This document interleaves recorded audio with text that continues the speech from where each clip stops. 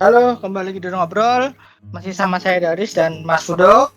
Kali ini Satu kita akan One Piece chapter 1174 sebelum break ya minggu depan. Oke, langsung aja kita bahas. Sebelum itu jangan lupa subscribe, yang belum subscribe, yang udah subscribe, thank you banget teman-teman. Oke, lanjut. Ini apa ya istilahnya? Ya, Kayak ini ya penegasan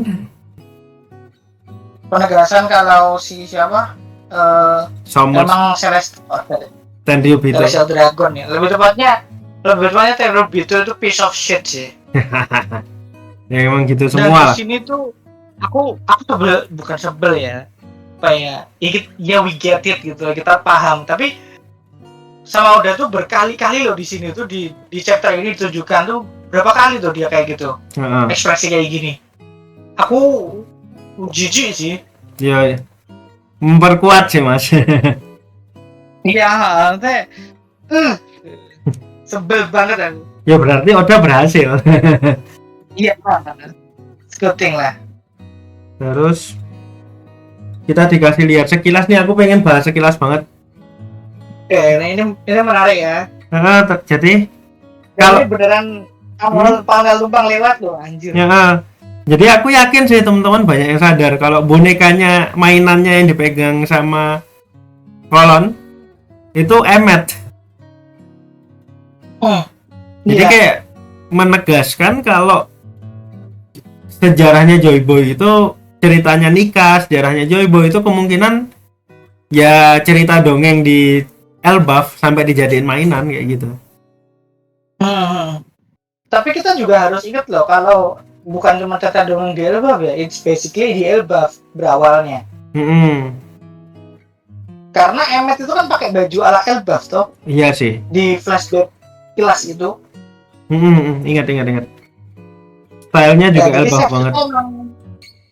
Satu saya kalau Emmet itu minimal pernah ke Elbaf. Enggak. Iya, cuman kalau Mas Daris ingat ada lab yang dibangun 3000 tahun yang lalu. Aku malah lebih yakin Emmet ini lebih yakin berapa dia di Elbaf ya? Dibikinnya malah kemungkinan di Elbaf. Soalnya kan ada lab yang dilihat sama Frankie, Lilith sama Bonnie kan, yang usianya 3000 tahun kalau nggak salah, ingat angkanya. Jadi ya hampir pasti ya. At this point aku yakin banget kalau Emmet itu dibikin di Elbaf. Menarik sih. Lanjut. Chapter ini berapa sendiri ya? Ada 3 halaman yang emang nunjukin dedikasi orang tua ke anak. Gitu. Nggak cuma orang tua malah. Ya? Bukan cuma orang tua ya? Ada kakak, guru bahkan. Banyak yang notice. Mungkin wali ya. Mungkin wali bahasa yang lebih tepat itu. Banyak yang notice kalau anak-anak ini kayak mirip sama topi jerami.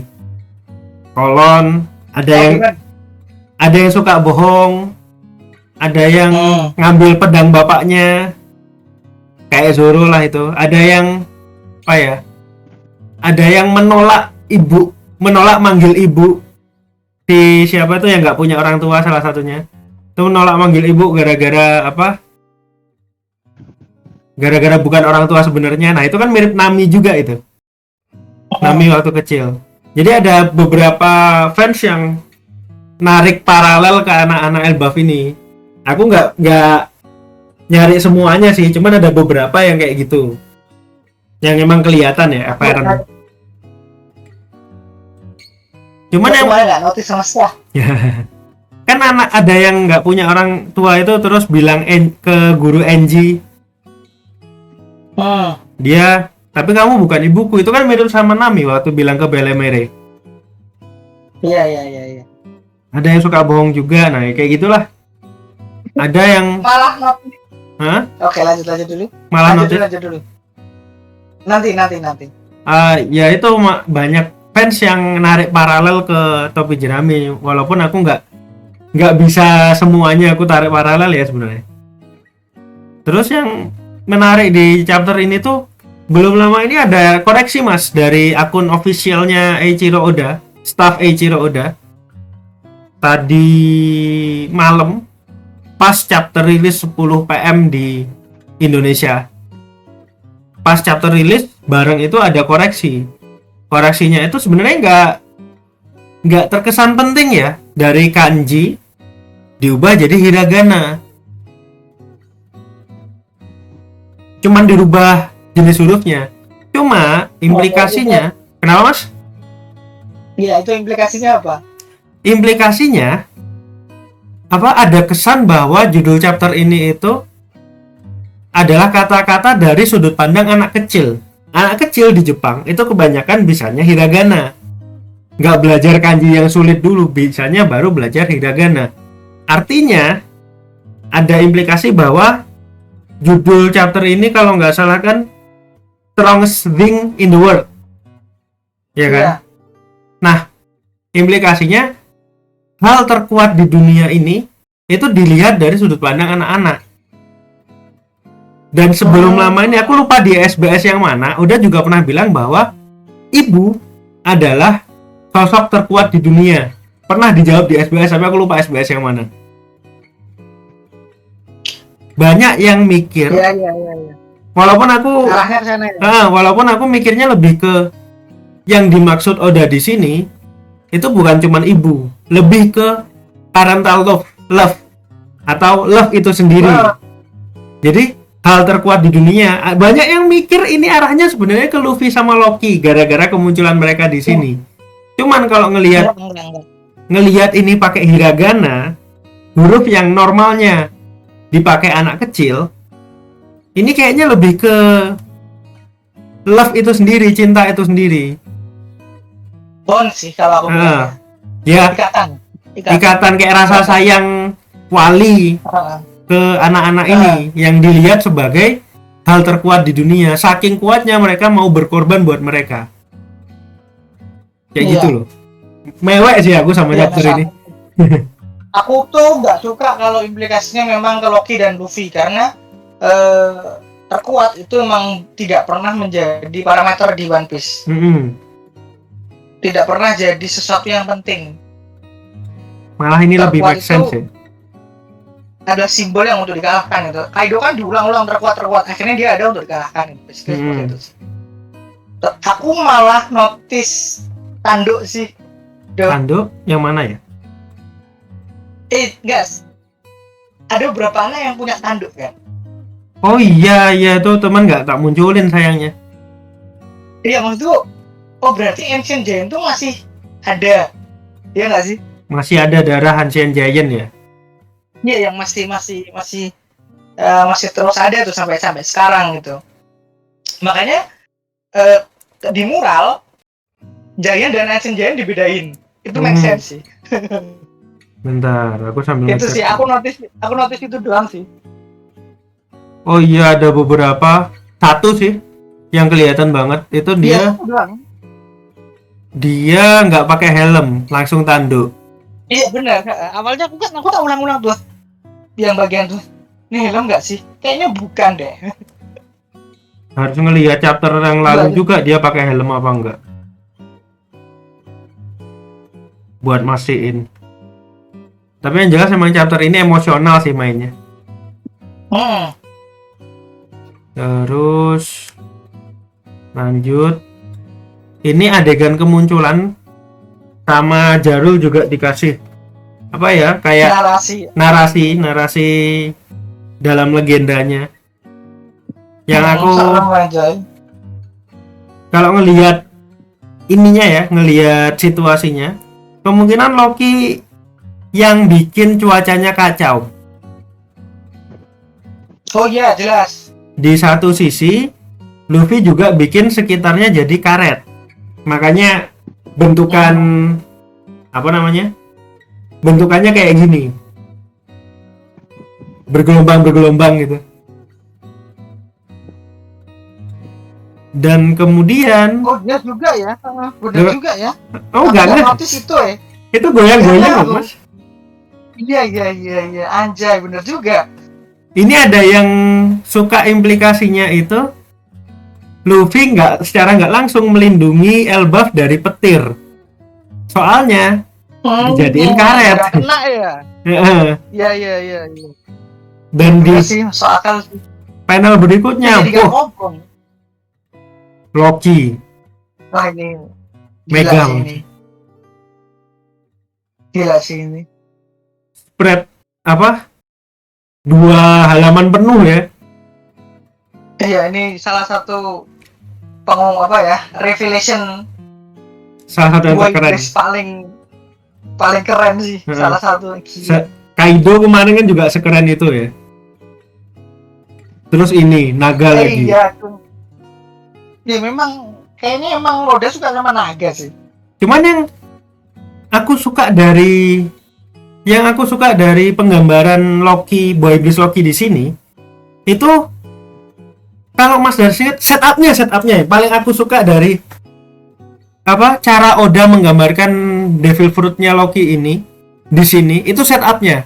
Kalau Mas Daris ingat monster-monsternya yang dibikin sama Killingham itu kan waktu muncul juga dibuatin spread page gambar Iya. 2 halaman gede kan.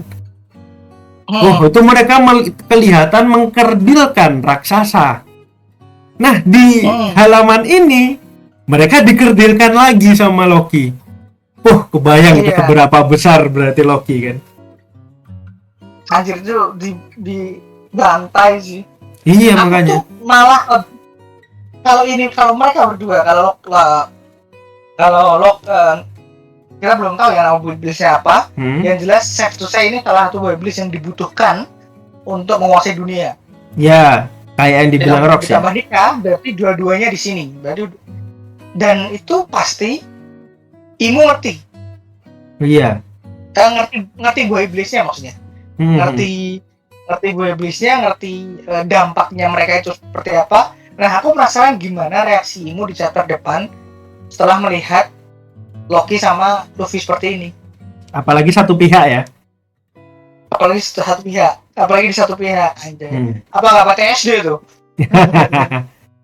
Nah, mungkin aku ini wishful thinking aja ya. Kekagetan itulah yang bikin celahnya keluar, yang bikin dia bisa diusir secepat mungkin.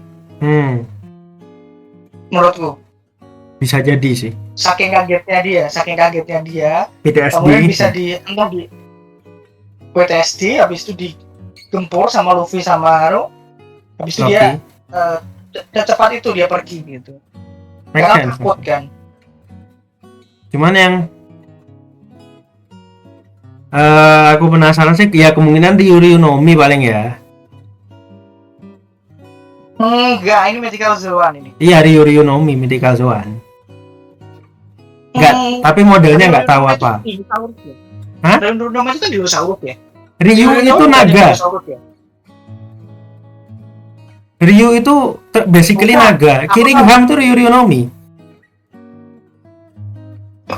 Loh, kalau yang tuh yang dinosaurus itu apa? Dinosaurus itu juga Ryū Nomi. Soalnya di bahasa Jepang kan Ryu itu kan kadal basically. Daripada kadal lebih ke naga sih emang. Kyoryu naga besar. Dino itu Kyoryu, Mas. Makanya pakai Ryu juga. Dalam itu masuk Ryu ya? Aneh banget sih, tapi ya terserah mereka lah. Dalam bahasa Jepang, Kyoryu, naga dan Dino itu satu rumpun. Bukan, Kirin. Kirin seingatku masuknya Ryu. Tapi coba nanti dicek deh. Kalau salah mungkin teman-teman bisa koreksi. Tapi ya lihatlah nanti. Kalau Ryū Nomi aku kok kebanyakan ya Mythical Zoan kan arahnya. Ya Mythical Zoan. Soalnya nggak mungkin Uwo Nomi. Enggak. Makanya apa ya? Walaupun aku masih ada wishful thinking sih, masih ada harapan bahwa ini shape shifting ability. Cuman kayaknya enggak gitu aja. Enggak sih, karena Siluetnya masih cocok soalnya. ya siluetnya masih cocok, ribet juga Heeh. kalau untuk menjelaskannya nanti. Iya.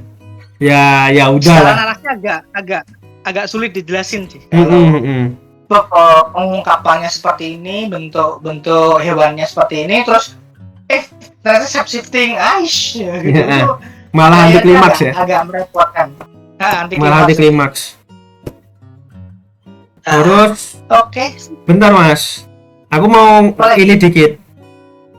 Kalau Mas Daris ini ada sedikit kesalahan Oda yang mungkin bakal dikoreksi. Soalnya di bagian panel sebelumnya Luffy nggak kelihatan pakai baju, tapi di sini pakai baju.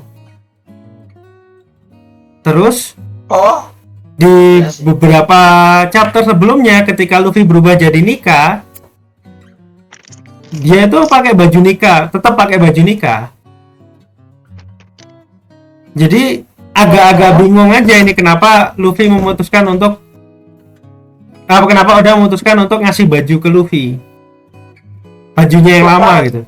Entah lupa, entah error apa gimana, atau memang harusnya ganti baju, ya nggak tahu lah. Nanti gimana Oda menjelaskannya. Dah. Oke. Itu aja 174. Lagi-lagi tidak akan bisa dibahas karena masih setup terus. Kayaknya 175 itu nanti akan lebih banyak yang dibahas sih. Karena udah selesai nih. Setupnya udah selesai semua, menurutku. Oke, thank you. Jangan lupa like, subscribe, dan juga follow medsos-medsos kami yang ada di deskripsi. Sampai ketemu lagi di konten One Piece 2 minggu lagi. Thank you. Thank you.